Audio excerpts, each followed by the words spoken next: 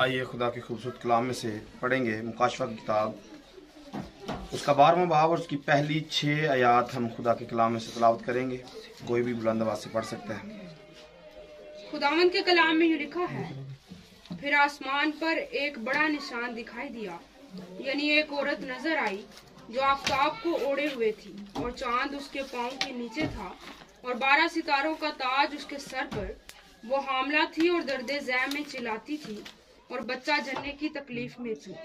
फिर एक और निशान आसमान पर दिखाई दिया, यानी एक बड़ा लाल अजदहा। उसके 7 सर और 10 सींग थे और उसके सरों पर 7 ताज, और उसकी दुम ने आसमान के तिहाई सितारे खींचकर जमीन पर डाल दिए। और वो अजदहा उस औरत के आगे जा खड़ा हुआ जो जन्ने को थी, ताकि जब वो जने तो उसके बच्चे को निगल जाए। और वो बेटा जनी, यानी वो लड़का जो लोहे के असा से सब कौमों पर हुकूमत करेगा। और उसका बच्चा यकायक खुदा और उसके तख्त के पास तक पहुंचा दिया गया। और वो औरत उस बियाबान को भाग गई जहां खुदा की तरफ से उसके लिए एक जगह तैयार की गई थी, ताकि वहां 1260 दिन तक उसकी परवरिश की जाए। आमीन आमीन। खुदा इस कलाम के वसीले हम सबको बरकत बख्शे। आइए सब तशरीफ रखिए। सब बोलेंगे हालेलुया हालेलुया। खुदा उनकी शुक्रगुजारी करते हैं आज एक बार फिर से खुदा उनकी हुजूरी में आने के लिए, खुदा उनके इस बड़े फजल के लिए, उसके रहम के लिए, तरस के लिए जो उसने हम पर किया और हम उसके हुजूर आ सके हैं, इस बात के लिए खुदा की दिल से शुक्रगुजारी करते हैं। आमीन। सो मुकाशफा की किताब का सिलसिला जारी है। अभी तक कितने पैगाम हो चुके हैं? 61 हो चुके हैं और आज 62 नंबर पैगाम है। मुकाशफा की किताब 12वें बाब पर कितने नंबर पैगाम है? 4 पैगाम इस पर पहले हो चुके हैं। आज 5वां पैगाम मुकाशफा की किताब 12वें बाब में हम सीखने के लिए जा रहे हैं। इससे पहले कि हम थोड़ा आगे बढ़ें, पीछे अभी तक क्या हमने 4 जो पैगाम सुने हैं 12वें बाब में, क्या आपने सीखा है? क्या आपको याद है? 12वें बाब में अभी तक हमने क्या कवर किया है? किस बात की आपको समझ आई है? औरत को देखा, बड़े शहीद को देखा और उसके जो 12 ताज है वो देखे। उसके बाद ये जो लास्ट मैसेज है इसको देखा हमने, निशान को देखा और 7 जो सर है और 10 सींग है इसको देखा, 7 ताज को देखा है। ये संतलत बादशाह है और हुकूमत है। और किसी को याद है क्या? दरिया के बारे में हमने देखा था कि वो कहता है कि मेरा ही दरिया मैंने पैदा किया। मेरा दरिया मेरा ही है। फिर इसको हमने आज के ज़माना में मिलाया था, मेरा जिस्म मेरी मर्जी। फिर इसमें हमने एक बहुत ख़ास बात ये की थी कि अगर आपको साइन के बारे में पता नहीं है, निशानों के बारे में इल्म नहीं है, तो आप बाइबल की बातों को पकड़ नहीं पाएंगे, समझ नहीं पाएंगे। 2-3 चीज़ें मैंने हाईलाइट की थी, अदाद, तशबीहात और फिर इसके साथ निशानात। आपको बाइबल मुकद्दस के अदाद व शुमार का इल्म होना चाहिए, तशबीहात का इल्म होना चाहिए और फिर निशानात का इल्म होना चाहिए, क्योंकि हर ज़माने में खुदा ने निशान दिए हैं। हर ज़माने में खुदा निशान देता आया है। हर ज़माने में खुदा निशान देता है और लोग निशान मांगते भी आए हैं। लोग निशान मांगते भी आए अपने आप को चेक करने के लिए कि खुदा मेरे साथ है या नहीं। खुदा से लोग निशान तलब करते हैं। यीशु मसीह से भी निशान तलब किया गया, तो यीशु मसीह ने कहा इस ज़माने के बुरे और जिनाकार लोग निशान तलब करते हैं, लेकिन इन्हें यूना के निशान के सिवा कोई दूसरा निशान। तो जब उन्होंने कहा कि यूना के निशान के सिवा कोई निशान दूसरा नहीं दिया जाएगा, तो ये बात पक्की हो गई कि यूना ने जो नाफरमानी की थी वो खुदा की तरफ से ही थी। ये बात कंफर्म हो गई कि जो उसने नाफरमानी की, अगर वो ना करता तो यीशु मसीह इसका निशान आगे जाकर ना देते। तो पहले निशान बनाया गया है, उसके बाद फिर उस निशान को दिया गया है। तो ये निशान, मैंने कहा निशानों को पढ़ना, निशानों को समझना ये ज़रूरी है। कब कौन सा निशान खुदा कैसे देता है। मिसाल के तौर पर आज तक एक निशान जारी है और वो निशान कमान है, धनक है। खुदा ने निशान दिया, आज तक जारी है, और खुदा उस निशान को देखता है और फिर लोगों को छोड़ देता है। इस पर पैगाम हमने पहले भी निशान पर दिया हुआ है। निशान कमान को खुदा जब भी बादल में देखेगा बारिश खत्म कर देगा। लहू को जब भी दरवाजे के ऊपर देखेगा बनी इस्राएल को छोड़ देगा, जो भी लगा लेगा उसको छोड़ देगा। तो ऐसे ही अगले जमाना में भी हमारे लिए निशान रूल कुदस है। जिस जिस पर यह निशान लगा हुआ होगा, रूल कुदस जिसमें होगा बच जाएगा। सादी तालीम है, आसान तालीम है, मुश्किल नहीं है। हर दौर में खुदा ने निशान दिया है। जिस पर निशान लगा हुआ होगा वो उसका है, जिस पर निशान नहीं है वो उसका। हर कंपनी अपनी अपनी मोहर लगाती है, जिसकी प्रोडक्ट होती है वो अपनी मोहर उसमें लगाती है। आज भी पादरी निकाह करता है, ठप्पा अपना लगाता है, मैंने निकाह किया है, होता है या नहीं? मैंने किया है, खुदा ने नहीं। मैंने निकाह किया है। आप पूछ ले पादरियों से कितने लोगों का निकाह आपने किया, बताएंगे मैंने इतने इतने निकाह किए, फिर खुदा ने नहीं किए। क्यों? क्योंकि ठप्पा उस पर पादरी का लगा हुआ है। जी हाँ, डॉक्यूमेंटों में तो ठप्पा पादरी का होता है, लेकिन अगर निकाह खुदा की तरफ से है तो उसका ठप्पा फर्क होता है। जो खुदा निकाह करता है उसका ठप्पा फर्क होता है। ये कोड वर्ड में मैंने पहले भी बताया हुआ है। उसका ठप्पा खून से लगता है, और जिस अहद में खून नहीं होता वो ठप्पा ठप्पा नहीं होता, वो निकाह निकाह भी नहीं होता, क्योंकि वो खुदा की तरफ से मुकर्रर होता है। तो मैंने कहा जी, निशान आज हर कंपनी लगा रही है। हर मोबाइल को देखें, हर किसी भी चीज को उठा के देखें, जाली से जाली चीज, नकली से नकली, बेकार से बेकार चीज पर भी कंपनी ने अपना निशान दिया होता है, अपना नाम लिखा होता है। क्यों? ये हमारी प्रोडक्ट है। आज इसी तरह सारी तंजीमों ने अपने अपने ठप्पे रखे हुए। हर तंजीम कहती है ठप्पा मेरा है, मैंने इसे बपतिस्मा दिया है। हर पादरी ने अपना ठप्पा लगाया हुआ है, मैंने बपतिस्मा दिया है, मैंने बपतिस्मा दिया है, ये मेरे ने। बपतिस्मा देने से लोगों को अपने बना लिया जाता है। तो अगर बंदा बंदे को बपतिस्मा दे के उसे अपना ठप्पा लगा के अपना कहना शुरू कर देता है तो खुदा नहीं कह सकता। खुदा भी तो लगा सकता है, मोहर लगा सकता है, निशान लगा सकता है। इसलिए मैंने कहा निशानात को समझना जरूरी है। अगर बपतिस्मा देकर बंदा ये दावा करे कि ये मेरी कलीसिया का मेंबर है, तो खुदा रूल कुदस देकर नहीं कह सकता ये मेरी कलीसिया का मेंबर है। शैतान अपना दावा करता है, खुदा अपना दावा करता है। तो दोनों दावे हमारे सामने। अपनी जिंदगी पर आपने देखना है कि मुझ पर कौन सा निशान लगा हुआ है, कौन सी मोहर लगी हुई है, और मैं अपने बदन से क्या शो करता हूं। क्योंकि हर बंदे में ठप्पा लगा ही हुआ है, हर बंदे में ये लगा हुआ है, या खुदा की तरफ से है या फिर शैतान की तरफ से। शैतान के जो होते हैं वो भी अपने कामों से दिखाते रहते हैं, और जो खुदा के होते हैं वो भी अपने कामों से दिखाते रहते हैं। आगे फिर जो मैंने शुरू में बोला है कि अगर आपको निशानात पढ़ने नहीं आते फिर आपको बाइबल की समझ नहीं आ सकती। तो आपने बदनों में निशानात तलाश करने हैं। आपने चारों तरफ आपने देखना है कि किस बंदे पर कौन सा निशान लगा हुआ है, क्योंकि दरख्त अपने फलों से पहचाना जा रहा है। बंदा तो दिखा रहा है अपने कामों से कि मैं खुदा का हूं या शैतान का हूं। बंदा तो आगे फिर देखने वाले की नजर है कि वो निशान को पकड़ता है या नहीं पकड़ता। तो फिर से आज कहूंगा कि निशानों को पकड़ना, निशानात को हासिल करना, निशानात को देखना समझना बहुत ज्यादा जरूरी है। अगर मजूसी उस निशान को ना समझ पाते कि आसमान पर कोई सितारा नमूदार होने जा रहा है, तो बाकी लोगों ने तो देखा था, खाली मजूसियों ने थोड़ी देखा है। लेकिन वो इस इंतजार में थे, उस निशान को पूरा होने के इंतजार में थे, वो वेट कर रहे थे, क्योंकि उनको निशान का इल्म था। तो आज भी अगर हमें निशान का इल्म है कि रूल कुदस निशान है, तो फिर हमें उस निशान को अपने बदनों में तलाश करने की जरूरत है कि क्या मेरी जिंदगी में वो निशान आ गया है या कि नहीं। तो आज भी कुछ मैं निशान आपके सामने जाहिर करूंगा, फिर आगे आपने पकड़ लेना है कि क्या वो निशानात हमारी जिंदगी में पूरे हो रहे हैं या नहीं हो रहे।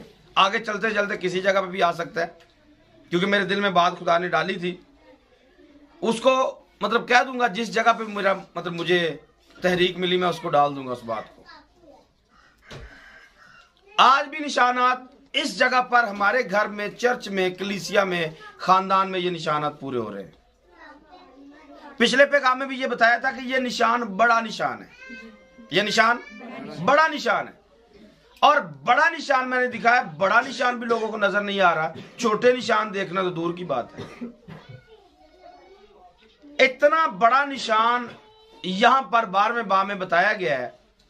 यह बनी इस्राएल कौम के बारे में बता दिया गया है कि बनी इस्राएल कौम यहां पर सूरज को ओढ़े हुए है और चांद उसके पांव के नीचे है। तो यह एक निशान है, पूरे जमानों के लिए एक निशान दिया गया है आखिरी टाइम का, कि जब ये सीन हो जाएगा तो समझ लेना है आपने कि कुछ जमीन पर बर्पा होने जा रहा है, कुछ जमीन पर बर्पा होने जा रहा है। आज पूछ ले, ज्यादा लोगों से पूछे वो कहेंगे ये मरियम है। उन्होंने इस बात को गोलमोल कर लिया यहां पे, हालांकि ये निशान बनी इस्राएल का निशान है, लेकिन सबको नजर आता नहीं है। नजर आने के लिए आंख का खुला होना जरूरी है। और फिर दूसरी बात कि जिसने जो ऐनक लगाई है उसको वैसे ही दिखता है। भैंस को अगर आदत हो घास खाने की, भैंस को अगर आदत हो घास खाने की, एक वक्त आता है जिसमें घास का सीजन खत्म हो जाता है, होता है, घास खत्म हो जाता है, फिर तूड़ी आ जाती है, पराली आ जाती, खोरी, आग, मतलब उनकी खोरी जो होती है ऊपर से छिलका उतारते हैं। भैंस को आदत पड़ी है जी उसने हरा खाना है, सूखा नहीं खाना है। क्या करेंगे, हरा आपके पास नहीं, इसका क्या ऑप्शन निकलेगा? हरे का सीजन खत्म हो चुका है, हरे का सीजन खत्म हो चुका है, अब आपके पास सिर्फ भूसा है, तूड़ी है। क्या करेंगे, क्या ऑप्शन निकालेंगे? तीसरा करेंगे कि जो रोटी है सूखी उसको गतावा बनाएंगे, सूखी रोटी ਨੂੰ गतावा बना के रला के खवा देंगे, सही है, कुछ खाए। लेकिन वो खाना नहीं चाहते, उसको हरे की आदत है, उसको हरी ऐनक लगा दे। सिंपल काम है, हरी ऐनक लगा दे, तूड़ी उसके आगे रख दे और उसे हरा हरा नजर आएगा। नहीं, भूख के लिए खाएगा, हाँ? जब भूख लगेगी फिर। आज दुनिया ने हरी ऐनकें लगाई हुई है, रूल कुदस जिंदगियों में नहीं है, रूल कुदस चर्च में नहीं है, कलाम जिंदगियों में नहीं है। आज ऐनकें अपनी अपनी लगा दी हैं कि जैसा पादरी दिखाता है वैसा दिखना शुरू हो जाता है, जैसा लोग चाहते हैं देखना पादरी दिखाना शुरू कर देता है। जिस किस्म के लोग हैं उस किस्म की तालीम दे दी जाती है, लेकिन हमारे पास ऐसा नहीं है। हम खुदा की शुक्रगुजारी इस बात के लिए करते हैं कि जो इसमें लिखा है हमें खुदा वो समझाता है कि ये लिखा हुआ है। अगर आज तक किसी की हमें समझ नहीं आई तो अगले दिनों में खुदा दे देगा, क्योंकि हमारा तवक्कल भरोसा उस पर है, वो हमें बताता है, वो सिखाता है, हमारी उम्मीद उस पर है। तो यहां पर औरत को हमने देखा है, औरत बनी इस्राएल कौम है।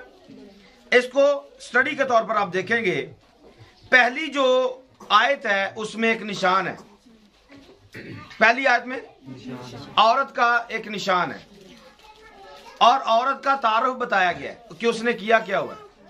लेकिन दूसरी आयत में इसका काम बताया कि इसने करना क्या है।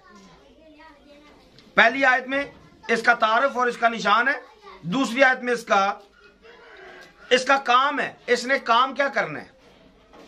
इसी तरह तीसरी आयत में इसका निशान है और इसका तारुफ है, और चौथी आयत में इसका काम है। इस अज़हा के बारे में चौथी आयत में इसका काम है। तो दो आयतें, दो निशान या तारुफ, और दो आयतें, दो बड़े काम। 4 आयात इन पर मुश्तमिल है कि 2 निशान है या 2 तारुफ हैं और 2 काम है, 2 प्रोजेक्ट हैं। पिछले पैगामों में हम इस बात को सीख के आ चुके हैं कि एक तरफ बनी इस्राएल कौम है और दूसरी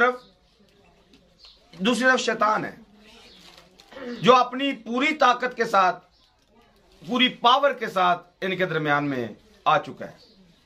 एक तरफ बनी इस्राएल कौम ने खुदा को ओढ़ लिया है, दूसरी तरफ शैतान अपनी पूरी पावर के साथ, पूरी शक्ति के साथ अब इजराइल को खत्म करने के लिए तैयार है। ये अभी तक हमने सीन देखा है। 4थी आयत को पढ़िए। 4थी आयत में क्या लिखा है? और उसकी दुम ने आसमान के तिहाई सितारे खींच कर जमीन पर डाल दी। अब इस आयत के 2 हिस्से हैं। इस आयत में 2 हिस्से हैं। पहला हिस्सा कि उसने अपनी दुम से आसमान के तिहाई सितारे खींचकर जमीन पर डाल दिए। इसका मतलब है कि ये सितारे आसमान पर है, आसमान से इसको अपनी दुम से इसने खींचा है और खींचकर इसने जमीन पर डालना है। अगला हिस्सा क्या कहता है? और वो अजदहा उस औरत के आगे जा खड़ा। अगला काम क्या है? औरत है। औरत कौन? बनी इस्राएल कौम।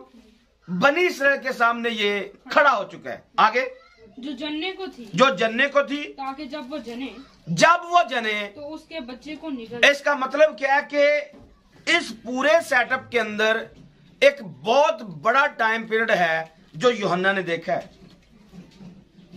आयतें आपको ऐसा लगता है कि एक आयत बिल्कुल सिंपल सी सादी सी आयत है और सादी सी आयत में जो कह दिया गया वो एकदम में पूरा हो जाता है। ऐसा बिल्कुल इसमें मुकाशफा की किताब में नहीं है। इस आयत को पूरा होने के लिए आपको एक सिरा आसमान से जोड़ना पड़ेगा और एक हिस्सा जमीन से इजराइल के साथ जोड़ना पड़ेगा। और इस पूरे सेटअप के अंदर आपको आसमान से लेकर जमीन तक अदन से गुजरना पड़ेगा, तूफान नूह से गुजरना पड़ेगा, अब्राहम तक आना पड़ेगा, बनी इस्राएल को मिस्र में जाना पड़ेगा, मिस्र से वापस आकर इनको यीशु मसीह तक आना पड़ेगा, मरियम का इंतजार करना पड़ेगा। तो ये सारे का सारा पूरा सेटअप जो है ये टोटल जो है इस एक आयत में बंद है। हम इस पर बातें नहीं करेंगे क्योंकि हमने पहले बहुत सारी बातें की हुई हैं, लेकिन मैंने आपको सिर्फ बता दिया कि 4थी आयत में इसका आसमान से सिलसिला शुरू होता है और जब तक मसीह यीशु पैदा नहीं हो जाता तब तक तकरीबन 4000 साल का सफर बनता है। इस एक आयत में ये सारा कुछ बंद है। दुम का बताया गया। दुम क्या है? पिछली दफा बताया था सर क्या और दुम क्या है? सर इज्जतदार आदमी है और दुम झूठी तालीम। पढ़ दे आयत को यशायाह किताब से 9वें बाब की 15वीं आयत को। बुजुर्ग और इज्जतदार आदमी सर है। बुजुर्ग और इज्जतदार आदमी बोल सकते हैं? बुजुर्ग और इज्जतदार आदमी सर है। और नबी झूठी बातें सिखाता है वो दुम है। जो झूठी बातें सिखाता है वो दुम है। जो झूठी बात सिखाने वाला वही दुम है। तो मैंने आपको पिछले पैगाम में भी ये बताया था कि यीशु मसीह इसको खूनी भी कह रहे थे, इसे झूठा भी कह रहे थे कि वो शुरू से खूनी है, वो झूठ बोलता है। जब झूठ बोलता है तो अपनी सी कहता है। तो हमने यहां से लिया था कि वो खूनी कैसे हुआ और वो झूठा कैसे हुआ, कैसे आसमान पर उसे झूठा साबित करेंगे। तो यहां से हमने देखा कि जो दुम का लफ्ज इस्तेमाल किया गया है ये दुम झूठ को बोला जाता है। ये दुम झूठ को बोला जाता है। ये दुम झूठ है और इस झूठ ने आसमान पर काम किया है। इस लूसीफर ने झूठ का सहारा लेकर झूठी तालीम फैलाकर फरिश्तों के अंदर फरिश्तों को अपने पीछे लगाया है। और यही इसका वतीरा है। ये हर दौर में झूठ का सहारा लेता है, हर दौर में झूठ बुलवाता है। और मैंने कहा अगर आपको निशान नजर आ जाए तो आपने आज समझ लेना कि अगर आप झूठ बोलने वाले हैं तो आप शैतान के चेले हैं या शैतान के बच्चे हैं, खुदा के नहीं। आपके बदनों में, आपकी जिंदगी में झूठ एक बहुत बड़ा निशान है। अगर आप झूठ बोलने वाले हैं तो आप किसके बच्चे बोल सकते हैं? नहीं बोल रहे। अगर झूठ बोलते हैं तो बच्चे किसके? शैतान के। तो जब आपने झूठ बोलना है, किसी के साथ झूठ बोलना है, तो फिर अगला जुमला उसके साथ बताना है, मैं शैतान का बच्चा हूं इसलिए मैं ये बातें कर रहा हूं। जब आपने झूठ बोलना है तो अगला जुमला आपने अनाउंस करना है कि मैं झूठ इसलिए बोल रहा हूं क्योंकि मैं शैतान का बच्चा और शैतान की बच्ची हूं, इसलिए मैं झूठ बोल रही हूं या झूठ बोल रहा हूं। और ये निशान आज आपको नजर आ जाना चाहिए, क्योंकि ये एक बड़ा निशान है जो मैंने आपके सामने रख दिया है। आपकी जिंदगी के अंदर, मेरी जिंदगी के अंदर, हम सब की जिंदगी के अंदर झूठ एक निशान के तौर पर इब्लीस रखता है, क्योंकि वो झूठ है, वो और झूठ का बाप है। वो झूठ है और झूठ का बाप है। जब वो बोलता है तो अपनी सी कहता है। आज भी लोग ऐसा ही कर रहे हैं। झूठी तालीम के वसीला से लोग अपने पीछे लोगों को लगाते हैं। झूठी तालीम से अपने पीछे लोग लगाते हैं, लेकिन सच्ची तालीम वाले खुदा के पीछे लोगों को लगाते हैं। झूठी तालीम में और सच्ची तालीम में यह फर्क होता है। सच बोलने वाले और सच्ची तालीम लगाने देने वाले खुदा के पीछे लेकर जाते हैं, क्योंकि यूहन्ना यही फरमाता है, जरूर है कि मैं घटूं और वो बढ़े। तो जो सच्ची तालीम देने वाले होते हैं वो इस बात के कायल होते हैं कि खादम को घटना चाहिए और यस्सु को बढ़ना चाहिए। अगर आप खादम है तो आप ये तालीम नहीं दे रहे, आप गलत तालीम दे रहे हैं, आप दुम है। और बनी इस्राएल को खुदा ने यही कहा था, मैं तुम्हें सर बनाऊंगा ना कि दुम। कौन? शैतान। मैं तुम्हें खुदा बनाऊंगा क्योंकि खुदा सर है, खुदा। दूसरे लफ्जों में अगर बुजुर्ग जो है वो इज्जतदार है तो खुदा से बड़ा कोई बुजुर्ग नहीं है। खुदा से बड़ा कोई वो खुदा हमें अपने पॉइंट पर खड़ा करता है। और तुम शैतान से बड़ा कोई मकार नहीं है, कोई झूठी तालीम दे नहीं सकता है। इसलिए शैतान दुम है। शैतान और खुदा अपने बच्चों को सर बनाना चाहता है, ना कि दुम बनाना चाहता है। आगे आज हमने इस बात को देखना है, मैं सर हूं या मैं सर का काम एक और भी होता है, वो लीड करता है, पूरे बदन को लीड करता है। आपने देखना है कि आप लीड करने वाले हैं या फिर आप सिर्फ झूठ का ही सहारा लेने वाले हैं, क्योंकि हर बंदा अपनी जिंदगी को बेहतर जानता है। हम एक दूसरे के साथ सदा नहीं रहते हैं, पूरा दिन एक दूसरे के साथ नहीं रहते हैं, लेकिन हम खुद अपने साथ जरूर रहते हैं। हम खुद अपने आप को देख सकते हैं कि मैं झूठ बोलता हूं, झूठ बोलती हूं, क्या करता हूं। हम सब इस बात से वाकिफ हैं। दूसरे नंबर पर इसने लिखे आसमान के तिहाई सितारे। सितारे मतलब सितारे कौन? खादम भी सही है, लेकिन डायरेक्ट यहां पर आसमान की जब बात की जा रही है तो यहां पर फरिश्तों को लगाना पड़ेगा। आइए इसके हवाले 2-3 पढ़ लेते हैं। मुकाशवा 9 बाब की पहली आयत को देखिए, अय्यूब 38 बाब की 7 आयत और यशायाह 14 बाब की 12 आयत है। तीनों वाले लगातार पढ़ ले, बात वाज़ेह हो जाएगी। और जब पांचवें फरिश्ता ने नरसिंगा फूंका तो मैंने आसमान से जमीन पर एक सितारा गिरा हुआ देखा और उसे अथाह गड्ढे की कुंजी दी गई। आसमान से सितारा कौन है? इस पर स्टडी कराई हुई है। ये सितारा लूसीफर है।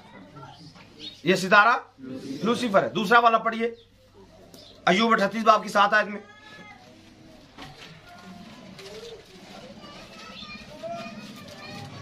नहीं निकाल सकते?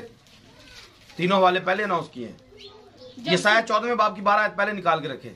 जब सुबह के सितारे मिलकर गाते थे और खुदा के सब बेटे खुशी से ललकार। आपने देखा इसको, लूसीफर को सुबह का सितारा बोला गया है। ए सुबह के रोशन सितारे। अगला वाला पढ़िए जरा एक मिनट। ए सुबह के रोशन सितारे, तू क्यों कर आसमान पर से गिर पड़ा। आमीन। इसको सितारा बोला गया, सुबह का रोशन सितारा। आप मुकाशवा की किताब में पढ़ते हैं, यीशु मसीह को दाऊद की असल बोला गया है। और इसके 22वें बाब की 16वीं आयत में लिखा है, मुझ यीशु ने अपना फरिश्ता इसलिए भेजा कि कलीसियों के बारे में तुम्हारे आगे इन बातों की गवाही दे। मैं दाऊद की असल और नस्ल और सुबह का चमकता हुआ सितारा हूं। यीशु सुबह का चमकता सितारा है। लूसीफर के बारे में पढ़ा है, वो भी सुबह का चमकता हुआ सितारा है। यीशु भी चमकता सितारा, लूसीफर भी चमकता हुआ सितारा। और यहां पर अय्यूब की किताब में क्या पढ़ रहे हैं? जब सुबह के सितारे तो सितारा एक है, ये ज्यादा है। इस आयत के मुताबिक सितारे एक नहीं है, तो दो तो हमने पकड़ लिए। यीशु भी सितारा है सुबह का चमकता हुआ, और लूसीफर भी सितारा है सुबह का चमकता हुआ।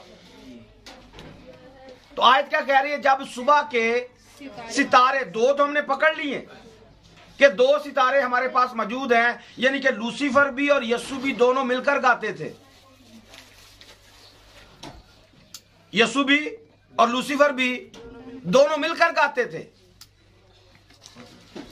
इसके अलावा कितने होंगे इसका कोई पता नहीं है, क्योंकि आसमान पर इसकी डिटेल हमें पता नहीं है कि किस किस को सुबह का सितारा बोला गया है।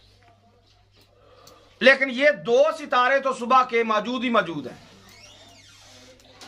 जैसे आदम हवा के दो बच्चे बाग अदन में इकट्ठे रहा करते थे, दोनों इकट्ठे थे। जैसे यकूब और ईसाऊ दोनों इकट्ठे थे, इसहाक और इस्माइल दोनों इकट्ठे थे। आज ऐसा आज भी है, दो दो पार्टियां चलती हैं। और यीशु मसीह को देखेंगे, यीशु भी दो दो को भेजते हैं, जाओ खिदमत करने के लिए जाओ। दो के अदद को इस्तेमाल किया गया, खास इस्तेमाल किया गया।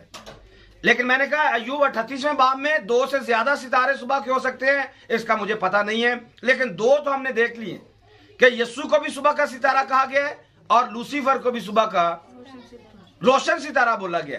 तो ये दोनों दो ही अगर हम पकड़े तो दोनों, अय्यूब ये कह रहा है कि सुबह के सितारे जब मिलकर गाते थे, अय्यूब की किताब का जो रेफरेंस है, ये खुदा ही बात कर रहा है कि जब सुबह के सितारे मिलकर गाते थे तू कहां था।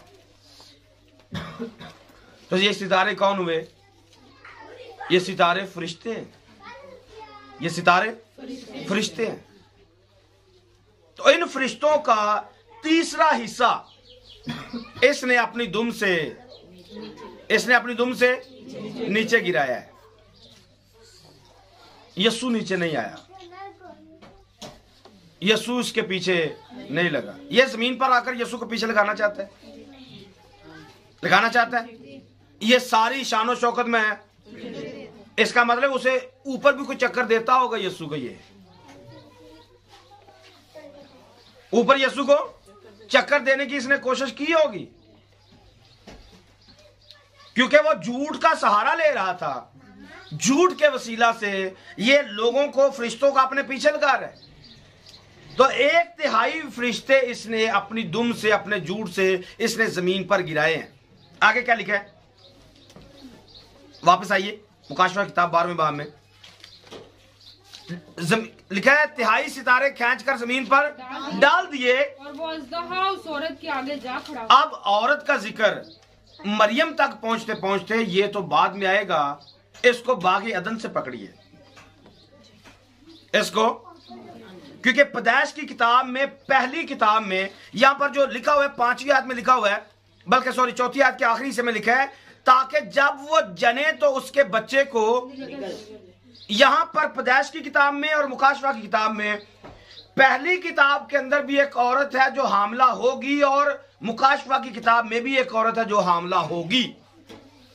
और पैदाइश की किताब मुकाशवा की किताब को मिलाने के लिए पुल का जो काम करेगी वो मत्ती की इंजील करेगी। इसमें मुकद्दसा मरियम आएगी और यीशु आएगा। आप इसको यूं पकड़ सकते हैं, जैसे दानियल की किताब को और मुकाशवा की किताब को मिलाने के लिए भी मत्ती ही काम करता है। मत्ती का 24वां बाब इसको मिलाता है। हम मत्ती से, मतलब दानियल से स्टार्ट करेंगे, आपने पुल के ऊपर से गुजरना है तो मत्ती की किताब आपको रेफरेंस करेगी और आप मुकाशवा किताब में एंटर हो सकते हैं। मत्ती से, मुकाशवा से लेकर पैदाइश की किताब के आने के दरमियान में भी मत्ती की इंजील आपके दरमियान में पुल का काम करेगी, जो पूरी किताब को आपको इधर से उधर और उधर से इधर जाने में मदद करती है। तो पैदाइश की किताब में भी एक औरत है जो हामिला होगी, उसका नाम हवा है। मुकाशवा की किताब में एक औरत हामिला होगी जिसका नाम बनी इस्राएल कौम है। लेकिन मत्ती के इंजील में एक औरत है जिसका नाम मरियम है, उसने भी बेटा जन्ना है। आप पाएंगे अदन के अंदर क्या चला या क्या हुआ, जब आसमान से यह नीचे गिरा तो इसने गिरने के बाद कैसे इसने फरिश्तों को नीचे गिराया, अपनी दुम के वसीला से, झूठ के वसीला से। यही काम इसने अदन में किया। इसने एक झूठ का सहारा लेकर, झूठी तालीम फैलाकर इनको बाग अदन से अपनी दुम से क्या किया, खींच कर इनको भी बाहर ले आया। अब क्या होगा? अब जब यहां से खुदा ऐलान करेगा 3 बाब की 15वीं आयत में, औरत के बारे में, उसकी नस्ल के बारे में एक ऐलान करेगा। खुदा अपना मंसूबा जाहिर करेगा। और मंसूबा क्या है? अदावत होगी, एक औरत होगी और उसकी एक नस्ल होगी। एक औरत है, उसकी एक नस्ल के दरमियान अदावत डाल दी है। खुदा ने अपना प्लान जाहिर किया, ये भी अपना प्लान जाहिर करेगा, क्योंकि ये खुदा की कॉपी करेगा। अगर खुदा कोई प्लान करेगा तो ये भी प्लान करेगा। हवा हामला हो गई, लिखे आदम अपनी बीवी हवा के पास गया और वो, ये 4 बाब में, पहले ऐसे पढ़ दे जरा इसको, पैदाइश की किताब में। और आदम अपनी बीवी हवा के पास गया और वो हामिला हुई और उसके काइन का मतलब नेजा क्या सोचता है कि जो पैदाइश की किताब 3 बाब की 15वीं आयत में लिखा हुआ है वो मैंने पूरा करना है। वो क्या कि मैं इब्लीस के सर को खुदा ने प्लान जाहिर किया हुआ है। इनको, आदम को, हवा को इस बात का इल्म नहीं है कि कब जाकर ये नबूवत पूरी होने वाली है, क्योंकि अभी तो इब्तदा ही थी। लेकिन जो ऊपर से नीचे गिराया गया ये सारे प्लान से वाकिफ है। ये खुदा के सारे प्लान से वाकिफ है, क्योंकि इसके बारे में लिखा हुआ है। कोई भी भेद ऐसा नहीं जो तुझसे पोशीदा है। लूसीफर खुदा के सारे भेदों को जानता है। इसलिए मैं बार बार ये बात करता हूं कि अगर आपको बाइबल के भेद तो आते हैं पर आप काम शैतान के करते, तो भेद शैतान ने दिए हैं, खुदा ने नहीं। मोहतात होने की जरूरत है, क्योंकि शैतान को सारे भेद आते हैं। वो कोई भी अपने बच्चों पर बात खोल सकता है। चल भाई अपनी टॉर्च फेरदा रहे तो काम कोई भी चाजदा ना करें। आज ऐसा वो करता है, खास बच्चों को पकड़ता है, बच्चों पर भेद खोल देता है और फिर बच्चों को काम चाजिदा करने नहीं देता। मैंने बताया हुआ है काइन का एक निशान, काइन का निशान याद है क्या? किसी को याद है? उसके बाल जो है वो कलर हो जाते हैं। उसके बाल, आज भी शैतान के बच्चे बाल कलर करवा लेते हैं ताकि समझ में आए कि हम शैतान के हैं, और जो भेद खुले हुए वो शैतान ने खोले, खुदा ने नहीं।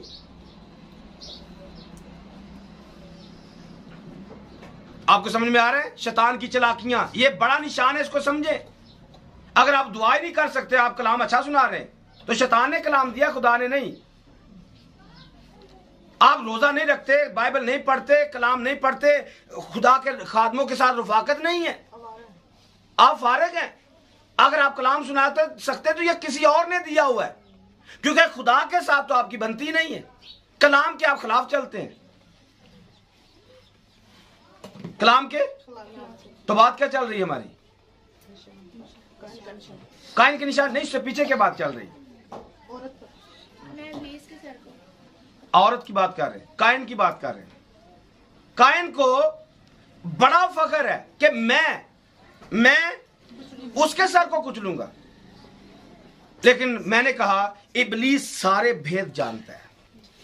इब्लीस सारे भेद जानता है। इसे पता है कि खुदा ने अगर औरत की नस्ल से मेरे सर को कुचलना है तो मुझे भी अपना कोई काम कर लेने की जरूरत है। तो जब उसका पहला बेटा पैदा हुआ, इसने क्या किया? इस लूसीफर ने, इस आयत में क्या लिखा है? और वो अज़्ज़ा उस औरत के आगे जाकर, आपको लगता है ये हवा के आगे जाके खड़ा हो गया? जो लोग सिर्फ मरियम पर अटके हुए हैं उनको ये भी समझ लेना चाहिए ये स्टोरी तो बाग अदन के अंदर पूरी हो जाती है। ये स्टोरी तो जब ये आसमान से नीचे गिरे तो आकर ये औरत के सामने खड़ा हुआ, हवा के आगे खड़ा हुआ है और हवा को अपनी दुम से इसने खींच ली है। और जब वो बच्चा जनी है, उस बच्चे को भी इसने निगल लिया है। इसमें यही लिखा है, और वो बेटा जनी यानी वो लड़का जो, बल्कि पीछे, जब वो जने तो उसके बच्चे को निगल जाए, जब वो जने तो इसके बच्चे को, तो ये कायन को निगल गया, पहलौठे को निगल गया और उसे अपना फर्जंद करवा लिया। इसलिए मैं कहता हूं कि पहलौठों को मोहतात होने की जरूरत है। ये पहलौठों को बड़ी आसानी से निकल जाता है, पहलौठों को बड़ी आसानी से निकल जाता है। पहलौठों को काबू में करना इसके सेकंड की काम है, क्योंकि पहलौठे अपने ही आप में बड़े चातुर होते हैं, ये सांप से कम नहीं होते हैं। इसलिए इनको मोहतात रहने की जरूरत होती है। ये सांप किसी की बात मानता नहीं है, अपने घुमंड अपनी अकड़ के अंदर रहता है। मैं सही कह रहा हूं, मैं सच की मुनादी कर रहा हूं। पहलौठे सांप से कम नहीं होते हैं, क्योंकि खुदा मांगना चाहता है इनको, लेकिन सांप इनको लेना चाहता है। हालांकि खुदा ने यह कहा पहलौठे मेरे हैं। पहलौठे, शैतान क्या कहता है? पहलौठे मेरे हैं, क्योंकि उससे भी एक पहलौठे का एक सूरत उसके सामने भी आती है। यह भी बड़ा होने का दावा करता है। यह भी चाहे ईसौ की सूरत में करे, चाहे कायन की सूरत में करे, या फिर इस्माइल की सूरत में करे, यह बड़ा होने का दावा कर लेता है। इसलिए ये आसानी से खींचे चले जाते हैं, अपने घुमंड और तकब्बर में रहते हैं। तो मैं आपके सामने रख रहा हूं कि ये औरत के सामने जाकर खड़ा हुआ और औरत ने बच्चा जना, और बच्चा जनने के बाद इब्लीस उसे निगल गया। अगर कोई पहलौठे इसको सुने तो जरूर अपने आप को देखें, इब्लीस आपको निगल चुका है, क्योंकि उसका काम निगलना है, उसका काम खा जाना है। और आप दूसरे मायनों में बनी इस्राएल कौम को देखेंगे, ये पूरी दुनिया में पहलौठी कौम थी। ये पूरी दुनिया में इस्राएल को खुदा ने पहलौठा कहा, ये निगल गया उसको, ये उसको निगल गया। आप मरियम के, मुकद्दसा मरियम के दौर में आ जाएं, यहां पर क्या चलता है? हेरोदिस आता है। जब मुकद्दसा मरियम बेटा जनती है तो वो क्या करता है? यीशु को मार डालना चाहता है। यीशु को, आप इधर ही हैं या यीशु को मारने के चक्कर में पड़ गए? इधर ही है। मैं सोचा भावे तलवार लाके यीशु के मगर चढ़ गए हो, क्या हेरोदिस को तो बच गया सा, पर तेनों असी नहीं छड़न लगे।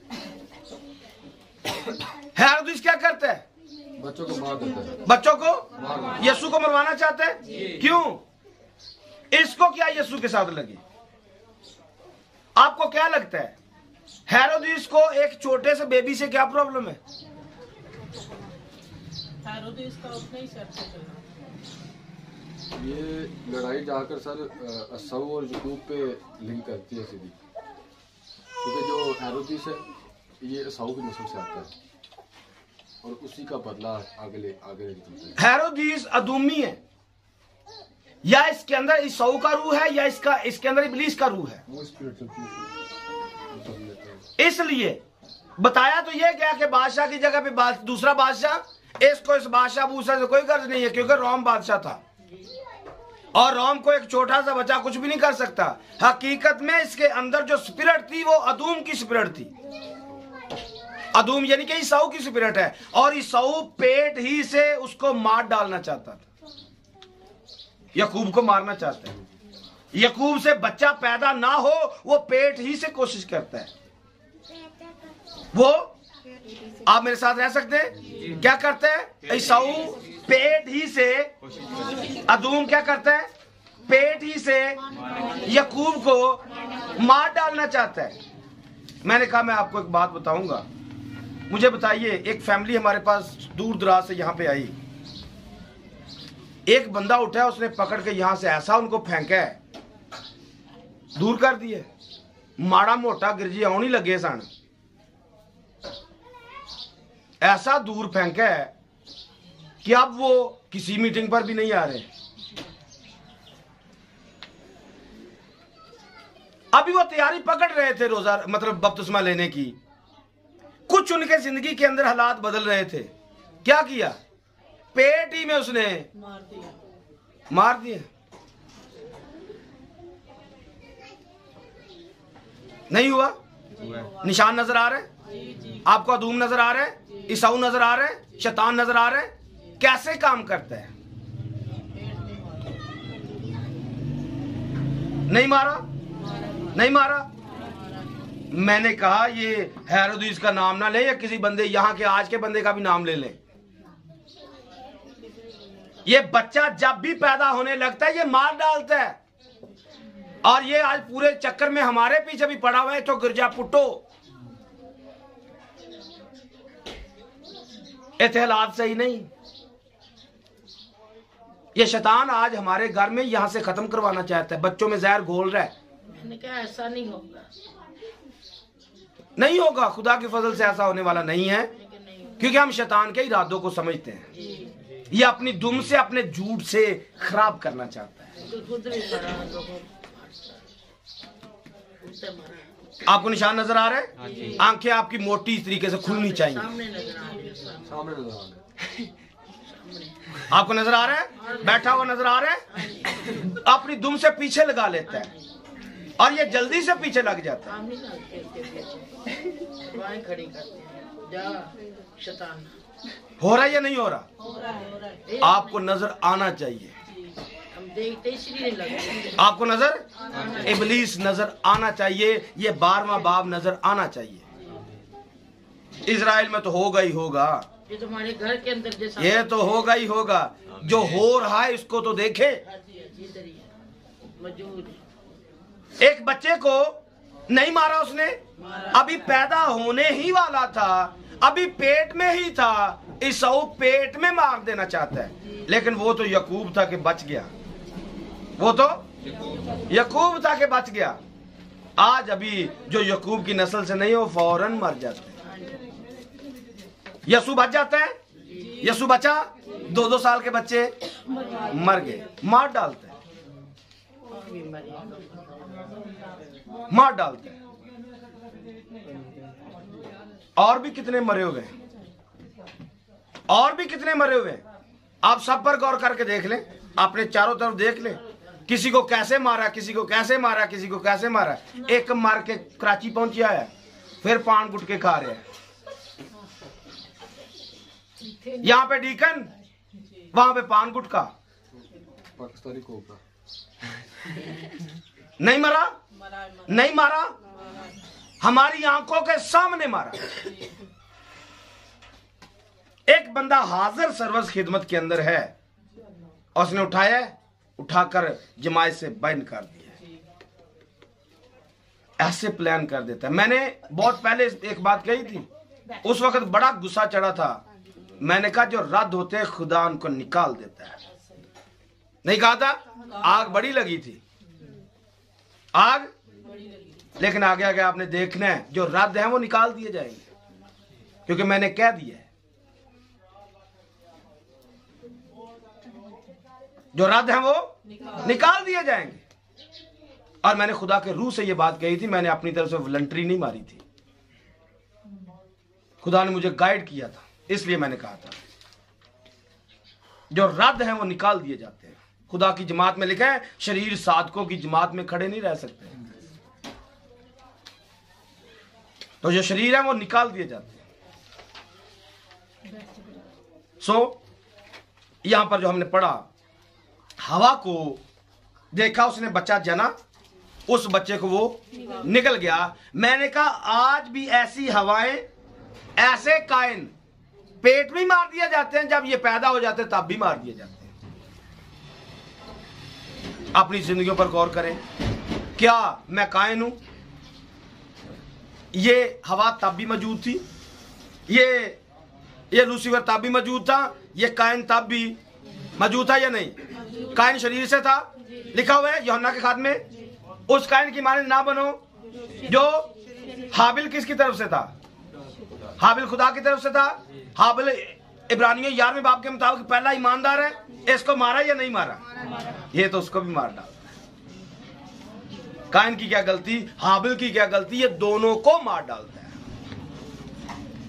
यहां सिर्फ कायन की बात नहीं है कि कायन को उसने मार दिया, निकल गया है, ये हाबिल को भी निकल गया। क्यों निकला? क्योंकि वो खुदा के प्लान से वाकिफ है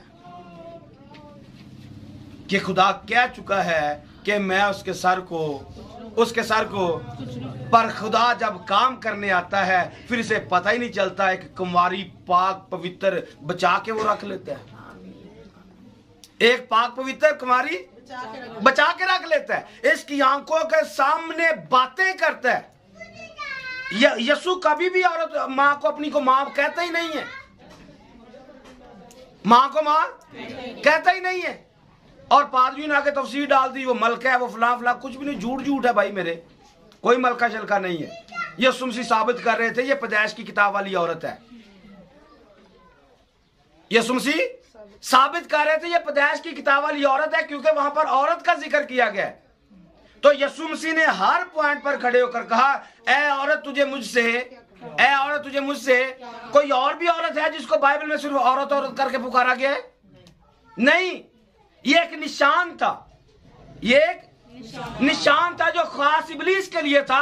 और इब्लीस की आंखों को इस कदर अंधा कर दिया गया कि उसकी आंखों के सामने वो परवान चढ़ गई औरत, बच्चा भी पैदा कर दिया, कानों से खबर ही नहीं हुई। आज भी जितने खुदा के बच्चे हैं उसकी आंखों के सामने परवान चढ़ जाते हैं, उसे समझ ही वो दूसरों को मारने के चक्कर में लगा रहता है, भौं के अपने बाल मारता रहता है। क्योंकि जो मर जाते हैं वो उसी के होते हैं, जो मर जाते हैं वो उसी के होते हैं, वो अपने बच्चों को मारता रहता है। लेकिन जो खुदा के बच्चे होते हैं, यीशु को आपने देखा है, यहां से पकड़ेगा और मिस्र के अंदर ले जाएगा और से मरने नहीं देगा। आज भी जो खुदा के बच्चे हैं वो उन्हें मरने नहीं देता है, वो उन्हें मरने नहीं देता है। खुदा बचा लेता है, इब्लीस की आंखों को अंधा कर देता है। और इब्लीस आज अपने लोगों की आंखों को अंधा कर देता है। लिखा है, ये देखते हुए भी नहीं देखते, सुनते हुए भी नहीं सुनते। पर अलीशा की दुआ से आप देखते हैं कि एक अंधे की आंखें खुल जाती है, खुदा आंखें खोल देता है। अंधा कौन? देख तो वो पहले भी रहा था, लेकिन जो फौजें दिखनी चाहिए थी वो नहीं दिख रही थी। खुदा आज भी अपने बच्चों की आंखें खोल देता है ताकि इब्लीस को देखे, इब्लीस के करतूतों को देखे। जैसे मैंने थोड़ी देर पहले आपकी आंखें खोल के आपको दिखाया कि ये निशान आज इस जगह पे पूरे हो रहे हैं। आपने देखा, झटका लगे आपको, कुछ आपको तस्वीर नजर आई है, इसी जगह पे बैठे कायन का निशान भी नजर आ रहा है, बाकी निशान भी आपके सामने नजर आ रहे हैं। अगर आपको नहीं नजर आते तो इसका मतलब आपकी आंखें खुल नहीं रही है। लेकिन जो खुदा के हैं उनकी आंखें खुल जाती हैं और वो देख भी लेते हैं। क्या हुआ? इसने बागे अदन के अंदर भी यही किया, इसने मुकद्दसा मरियम के साथ भी यही किया। ये यीशु को भी मार डालने की कोशिश करते हैं, लेकिन फाइनली एंड पे क्या होने वाला है? एंड पे भी जब ये बनी इस्राएल कौम अपने पॉइंट पर खड़ी हो जाएगी और यीशु जब इनकी जिंदगी से पैदा होने वाला होगा, ये उसको मारना चाहेगा। लेकिन जब यीशु मसीह पैदा हुए तो यहां से आप इस बात को देख सकते हैं कि इसने यीशु मसीह की जिंदगी के अंदर कितनी दफा यीशु को मारने की कोशिश की है। सिर्फ हेरोदिस के दौर में नहीं कि एक आपने हेरोदिस के दौर में देख लिया है, ऐसा नहीं था। यीशु मसीह जब एक दफा 12 साल की उम्र में थे, हैकल में ही उसको छोड़ के आ गए। हैकल में एक 12 साल के बच्चे को यरूशलेम में छोड़ देना और खुद मां बाप निकल जाए, क्या सबब है? मारना चाहता है, हालात ऐसे बर्पा करना चाहता है ताकि इसको मार दिया जाए। ना मां प्यो लागे होएगा तो ना इन्हें कोई बचाएगा ना छुड़ाएगा। ये उसका दूसरा हमला था उस पर। बेशक यीशु मसीह और तरीके से काम कर रहे थे और उसकी जिंदगी में पूरा होना था। नंबर 3 पर इसको आप पढ़ सकते हैं। हैकल के अंदर हैकल के किंगरे पर खड़ा करके उसको गिराना चाहता है, शेखी मरवाना चाहता है। हैकल से नीचे अपने आप को गिरा दे। तेरी बाबत लिखा हुआ है कि तुझे अपने हाथों पर उठा लेंगे। तो नंबर 1 पर हमने देखा है हेरोदिस के वसीला से ये मार डालना चाहता है, यानी कि छोटी उम्र में मार डालना चाहता है। फिर लोग पहाड़ से भी नीचे गिराना चाहते हैं। हाँ, आते हैं, उस पर भी आते हैं। इसको आपने सेटअप को समझना है। जब हम उम्र में अभी छोटे होते हैं, बपतिस्मा लेते हैं, तो ये 2 साल के नीचे नीचे ही मार डालना चाहता है। अगर आप 2 साल की उम्र में बच गए, 2 साल की उम्र में आप 12 साल तक फिटफाट चलेंगे। फिर ये आपके पीछे पड़ने वाला 12 साल की उम्र में फिर हमला करेगा। फिर एक वक्त आएगा जब आप खिदमत के मैदान में निकलने के लिए आगे बढ़ेंगे, फिर ये आपसे शेखियां मरवाएगा। तेरे वर्गा तो किसी ने आंदा ही नहीं, तेरे वर्गा ते तेरे नाल दा कोई मां ने जमे ही नहीं। हैकल के किंगरे पर, मजबा पर खड़ा करके शेखियां मरवाता है। क्यों? क्योंकि मार डालना चाहता है। होता है या नहीं? कितने मजबा पर आकर मर चुके हैं, जो घमंड से भर गए, शेखियों से भर गए, बंदे नु बंदा ही नहीं समझते, मेरे वर्गा कोई दूजा है ही नहीं, मार डालता है। और जब बंदे में ये तकब्बर आ जाता है, गुरूर आ जाता है, बंदा फारिग हो जाता है, खुदा कलाम करना बंद कर देता है। क्यों? क्योंकि मार दिया है। इसके तरीकों को समझे। जो कुछ यस्सु के साथ करता है, यस्सु जब हमारी जिंदगी में आना चाहता है तब भी वो ऐसा ही करता है। नंबर 4 पर लोगों को भड़काते हैं, इसको पहाड़ी से नीचे गिरा दो। क्यों? यीशु क्या कह रहे थे? यीशु तालीम दे रहे थे, यीशु तालीम दे रहे थे, और लोगों को भड़काता है। जब आप में शेखियां नहीं आ रही हैं, घुमंड नहीं आ रहा है, फिर क्या करेगा? लोगों को आपके लिए उकसाएगा, इनू किसी तरीके इस पहाड़ तो थले सुठो, इस मजबा तो थले सुठो, ताकि मर जाए। लेकिन यीशु है, यीशु लोगों से बचकर भी निकल जाता है। लोग इसको मार नहीं सकते। और करवा कौन रहा है? ये शैतान करवा रहा है। मैंने आपके सामने शुरू में बातें रख दी हैं कि एक फैमिली यहां पर वो है जिसको पेट में आते ही मार दिया, एक वो है जिनको 2 साल की उम्र में मार दिया। ऐसे लोग भी यहां पर मौजूद हैं जो बपतिस्मा लेके खिदमत में अभी अभी आगे बढ़ ही रहे थे, जमात से क्या किया? अलग कर दिया। कोई किधरे तो कोई किधरे। आज वो मरे हुए हैं, आज वो। और नंबर 3 पर यहां पर हम जो कलाम सुना रहे हैं, कोई शेखियां मारन रहे हैं, कलाम मजबा तो सुना, वो मार डालना चाहते हैं। अगर यहां पर नहीं मर रहे तो फिर अगली बात लोगों को भड़काता है, इन्होंने खिलाफ हो, इन्होंने मारो जी, चलो कोई भी नाम नहीं लेंगे। क्या कर रहा है ये? आगे 5वें नंबर पे आएगा। ये 4थे नंबर पर लोग हैं, और 5वें नंबर पर यहूदी संसार करना चाहते हैं। लोग संसार करना चाहते हैं। इसके हवालाजात मौजूद है मेरे पास, यूहन्ना की इंजील में आप पढ़ना चाहते हो पढ़ लें। 10वें बाब की 31 आयत में देखिए, और फिर 8वें बाब की 59 है। यूहन्ना की इंजील में यहूदियों ने उसे संसार करने के लिए पत्थर उठाए। यीशु को संसार करना चाह रहे। क्यों? उन्हें जवाब दिया, यीशु को संसार करना चाह रहे। क्यों? वजह क्या है? यीशु उनको कोई बातें सुना रहे थे क्या? मतलब उनको कोई बुरा भला कह रहे थे? यीशु तो तालीम ही दे रहे थे। और तालीम उनको क्या दे रहे थे? मेरी भेड़ें मेरी आवाज सुनती हैं, मेरी भेड़ें मेरी भेड़ें मेरी आवाज। संसार क्यों करना चाह रहे हैं?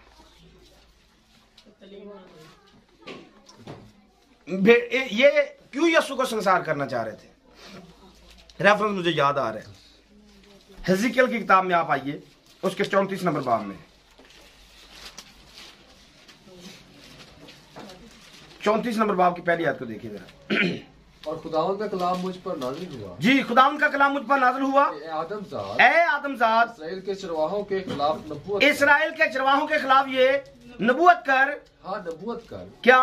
और उनसे कह, खुदावंद खुदा चरवाहों को यूं फरमाता है कि इसराइल के चरवाहों पर अफसोस, इसराइल के चरवाहों पर अफसोस, जो अपना ही पेट भरते अपना ही पेट भरते हैं। क्या चरवाहों को मुनासिब नहीं कि भेड़ों को चढ़ाए भेड़ों को चराए और चिकनाई खाते और ऊन पहनते हो और जो फरबा उनको ज़िबा करते हो, आगे लेकिन गला नहीं चढ़ाते। लेकिन गला नहीं चराते।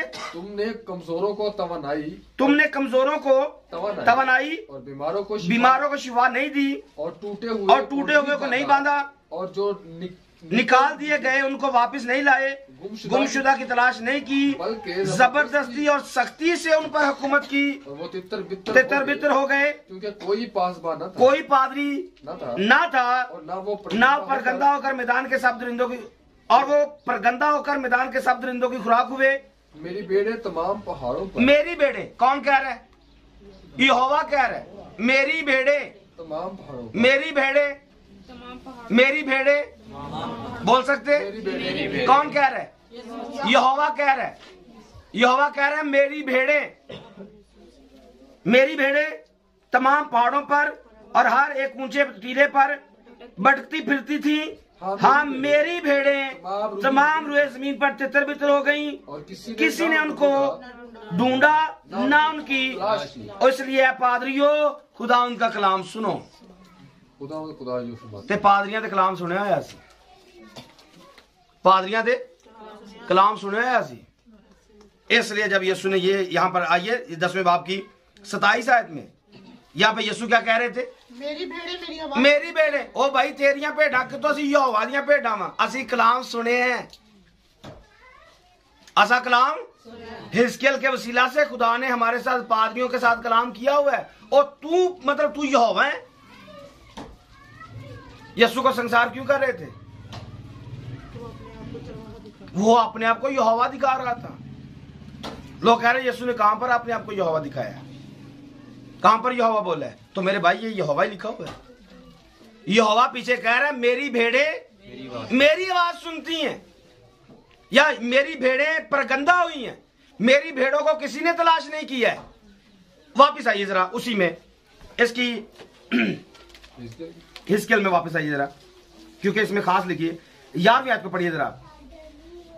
क्योंकि खुदा फरमाता है, देख मैं खुद अपनी भेड़ों को तलाश कर। क्या लिखा है?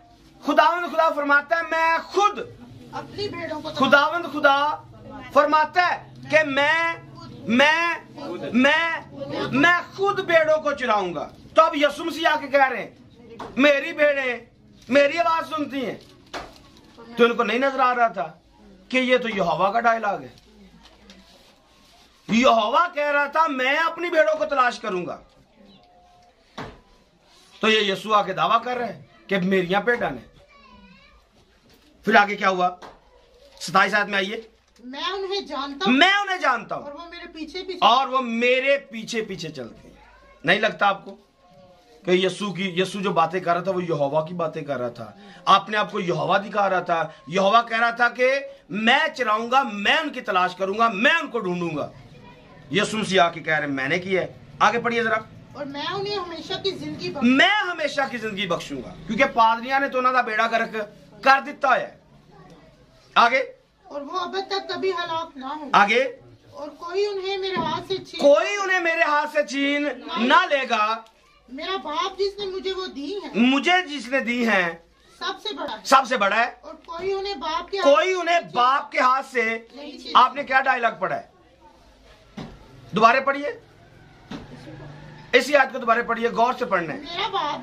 मेरा बाप जिसने मुझे किदे कोल ने यीशु कोल किदे हाथ विच ने यीशु दे हाथ विच, यही पढ़ा है। फिर से पढ़ ले। ऊपर वाली आयत में लिखा है कोई उन्हें मेरे हाथ से छीन, किसके हाथ में है? यीशु के हाथ में है। आगे क्या लिखा है? मेरा बाप जिसने मुझे दी है सबसे बड़ा है और कोई उन्हें बाप के हाथ से छीन नहीं सकता है। किदे हाथ विच ने? यीशु दे हाथ विच ने। कह रहे कोई बाप दे हाथों जो खींच नहीं सकता। आपको क्या समझ में आ रहा है? और फिर आगे क्या लिखा है? मैं और बाप, मैं ते अब्बा एक ही ते हैं। फिर आगे क्या कहता है? यहूदियों ने उसे जिंजियों ने सुनिया ते पत्थर चुक रहे। किस बात के लिए? संसार करने के लिए। इन्हू मारो, क्योंकि अंदर से वो आग लगा रहा था। अंदर से आग लग रही थी। वो ਤੁਹਾਡੀਆਂ ਅੱਖਾਂ ਦੇ ਸਾਹਮਣੇ ਵੇਖੋ ਯਹੋਵਾ ਖਲੋਤਾ ਹੈ, ਆਪਣੇ ਆਪ ਨੂੰ ਯਹੋਵਾ ਬਣਾ ਰਿਹਾ ਹੈ। ਇਹਨੂੰ मारो, ਇਹਨੂੰ खत्म करो, इसको खत्म कर दो दुनिया से। आगे क्या लिखा है जी? यहूदियों ने उसे यीशु ने जवाब दिया कि मैं तुमको बाप की तरफ से बतेरे अच्छे काम दिखाए हैं, उनमें से किस काम के सबब से केड़ी वजह तो मैनू मार रहे हो। फिर क्या हुआ? यहूदियों ने उसे जवाब दिया कि अच्छे काम के सबब से नहीं, तू चंगे काम करना है, एदू नहीं तेनू मार रहे, बल्कि कुफर करते। तू कुफर बोलन रहे है। यहूदियों को समझ में आ रहा है यीशु सुना क्या रहा है? यहूदियों ने उसे कहा, जवाब दिया कि अच्छे काम के स्वभाव से नहीं बल्कि कुफर के स्वभाव से तुझे संसार करते हैं, इसलिए कि तू बंदा हो के अपने आप को खुदा बना रहे हैं। कैसे उनको समझ में आया था? क्योंकि हिजकियल के वसीला से पादरियों के साथ कलाम हुआ है, लेकिन कान इनके फिर भी बंद है, आंखें इनकी फिर भी बंद है। यीशु यहोवा मुजस्सम उनके सामने खड़ा था, पर उनको समझ है वो मार डालना चाहता है। ये उसका एक सिस्टम है कि वो यीशु को हर दौर में मार डालना चाहता है। अगला पॉइंट देखिए, फकीह फरीसियों से हलाक करना चाहते हैं। पहले हमने देखा लोग संसार करना चाहते हैं, फिर हमने देखा यहूदी संसार करना चाहते हैं, अब फकीह फरीसी मार डालना चाहते हैं, और अच्छे कामों की वजह से नहीं, अच्छे कामों की वजह से नहीं। और बंदा होकर अपने आप को खुदा कह रहे हैं, बंदा होकर अपने आप को खुदा दिखाता है, कुफर के सबब से मार डालना चाहते हैं। अगर कोई हमारे पैगाम सुनता है तो वो हमें भी मार डालना चाहेंगे, क्योंकि असी भी कदी कदी अजी दी गल सुना देने हैं। मार सकते हैं क्योंकि उनके पास ऑप्शन मौजूद है, लेकिन मार नहीं सकेंगे, मार नहीं सकेंगे, क्योंकि यहां पर बथेरी कोशिश की गई है उसको मारने की। फकीह फरीसी मार डालना चाहते हैं। मत्ती की इंजील में देखिए, इसको 12वें बाब की 14 आयत को निकालना है, इकट्ठे वाले लिख लीजिए, इकट्ठे पढ़ने हैं। मत्ती की इंजील 12वें बाब की 14 आयत है, मरकस की इंजील 11वां बाब उसकी 18 नंबर आयत है, लूका की इंजील 19 बाब की 47 आयत है, और यूहन्ना की इंजील 8 बाब की 18 आयत है। 4 वाले इकट्ठे पढ़ने। मत्ती की इंजील 12 बाब की 14 आयत, मरकस की इंजील 11 बाब की 18 आयत, लूका की इंजील 19 बाब की 47 आयत, यूहन्ना की इंजील 8 बाब की 18 नंबर आयत है। ये सारे वाले इकट्ठे पढ़ने जी। स्टार्ट करें। इस पर फरीसियों ने बाहर जाकर उसके बरखिलाफ मशवरा किया कि उसे किस तरह हलाक करना है। आगे पढ़िए, अगला वाला पढ़िए। और सरदार काइन और फकीह ये सुनकर उसके हलाक करने का मौका क्यों? क्योंकि अब यीशु हैकल से गंद निकाल रहा था, यीशु हैकल से गंद निकाल रहा था। जब हैकल से गंद निकाला जाए तब ये लोग परेशान होते हैं, तब ये पादरी परेशान होते हैं कि चर्च जो गंद मकान तौर पे ने, फिर ये मार डालना चाहते हैं, खराब करते, कोशिश करते कि इसको बस खत्म किया जाए। तो बात हमारी क्या चल रही है?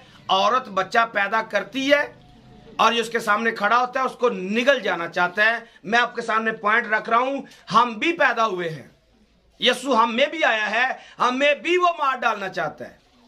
हमारे अंदर जो यीशु है उसको भी मारना चाहता है। उसके लिए मैंने आपके सामने पॉइंट रखे हैं कि यीशु को 2 साल की उम्र में मारना चाहते हैं, हम बच सकते हैं, या जो बच गए, वरना पहले मां के पेट में मारता है, उसकी मिसाल मैंने आपको दी है। कुछ 2 साल की उम्र में ही जाते रहे, उसकी मिसाल मैंने आपके सामने रखी है। फिर लोगों को खिलाफ करता है, फिर हैकल के किंगरे पर खड़ा करके मजहब पर खड़ा करता है, फिर लोगों को खिलाफ करता है, यहूदियों को खिलाफ करता है ताकि संसार करो, फिर पादरियों में से होकर ये काम करता है। ये उसके कुलिये, उसके काम करने के तरीके हैं। हर दौर में वो ऐसे ही काम करता है, किसी ना किसी तरीके से उसको मार दिया जाए। आगे पढ़े, अगला वाला पढ़ना, अगला वाला। हर रोज हैकल में तालीम देता था। मैं तो कह रहा हर रोज हैकल में तालीम देता हूँ, मगर सरदार काहिन और फकिया और कौम के रईस उसके हलाक करने की कोशिश में, उसके हलाक करने की कोशिश। अब पादरियों ने अमीर बंदे भी साथ लगा लिए, बड़े बड़े बंदे, तगड़े बंदे साथ लगा लिए हैं, इसको किसी तरीके से मारो। अगला वाला पढ़िए। एक तो मैं खुद अपनी गवाही देता हूँ और एक बाप जिसने मुझे भेजा है मेरी गवाही देता है। उन्होंने उससे कहा तेरा बाप कहाँ है? यीशु ने जवाब दिया ना तुम मुझे जानते हो ना मेरे अब्बे नु जान दे। अगर मैनू जान लेंदे तो फिर मेरे अब्बे दा भी तुहानू पता हुंदा। पढ़े, यीशु ने हैकल में तालीम देते वक्त ये बातें बैतुल माल में कहीं और किसी ने उसको ना पकड़ा क्योंकि अभी तक उसका वक्त ना आया था। आगे एक और वाला पढ़िए, यूहन्ना 5 बाब की 18 आयत को पढ़िए। इस सबब से यहूदी और भी उसे ज्यादा कत्ल करने की कोशिश करने लगे। वो ना फक्त सबत का हुक्म तोड़ता जी, बल्कि खुदा को खास अपना बाप कहकर अपने आप को खुदा के बराबर बनाता था। ये ऐसा वो कह रहे हैं, पलूस ऐसा नहीं लिखता है। लिखा अगरचे वो खुदा की सूरत पर था तो भी उसने अपने आप को खुदा के बराबर होने की बराबर ना समझा। पलूस ऐसा लिखता है, लेकिन ये यहूदी कह रहे हैं तू अपने आप को खुदा बना रहे हैं, इसलिए वो मार डालना चाहते हैं। तो ये सारे हवाले मैंने आपके सामने रखे हैं। ये जब पादरियों के बंदा टेटे चढ़ते हैं फिर ये हर पॉइंट पर कोशिश करते हैं कि इन्नू बस खत्म करो, क्योंकि ये हमारे चर्च का गंद खत्म करने पे तुल गया है। और फिर आखिर में यहूदा अस्करियोती के वसीला से पकड़वाने की कोशिश करता है। लेकिन जब यहां से यहूदा अस्करियोती के वसीला से सौदा करेगा, ऊपर से बागे गतसमनी के अंदर उसको वहां पर ही मार डालना चाहता है। ये 7वां पॉइंट है कि बागे गतसमनी के अंदर उसको मार डालना चाहता है ताकि ये सलीब तक ना पहुंचे और निजात का मंसूबा पूरा ना हो सके। और यहाँ पर जो यहूदा अस्करियोती का पॉइंट है, ये 8वां पॉइंट है। यहूदा अस्करियोती के वसीला से वो पकड़वाएगा, उसे बेचेगा, तमाम नबूतों को पूरा करवाएगा और आखिरकार उसको सलीब पर मार देगा। तब मारेगा जब निजात का काम पूरा हो जाएगा, क्योंकि इसके बारे में लिखा हुआ है 1260 दिन तक उसकी परवरिश की गई। तो यहां से आप इस बात को ले सकते हैं कि खुदावंद यीशु मसीह ने जो खिदमत की है, वो 1260 दिन यानी कि 3.5 साल खिदमत की है। इसलिए यीशु मसीह की उम्र 33.5 साल काउंट की जाती है। जब शुरू हुई खिदमत तब वो 30 साल का था और 1260 दिन उसने खिदमत की। इस सबब से वो 33.5 साल का उसकी उम्र कंप्लीट होती है। तो ये एक तस्वीर मत्ती के इंजील में है, लेकिन फाइनल एंड पे जाके वही होने वाला है जो हम पहले कर चुके हैं कि जब ये बनी इस्राएल कौम अपने 12 कबीलों के साथ खड़ी होगी तो तब इब्लीस पूरे मुखालिफ मसीह की सूरत में इनके सामने खड़े होगा। पूरी दुनिया पर इसकी हुकूमत होगी। हैकल के अंदर ये अपना बुत नस्ब करेगा और वहां पर अपने आप को खुदा डिक्लेयर करेगा। कुर्बानियों को मौकूफ करेगा, हदिया मौकूफ करेगा। बनी इस्राएल को मारने के लिए 3.5 साल फिर से इसके पास होंगे।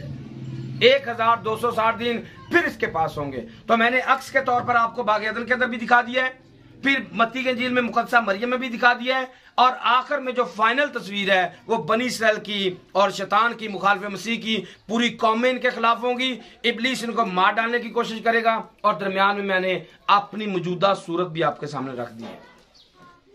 हर दौर में ये ऐसा करता है।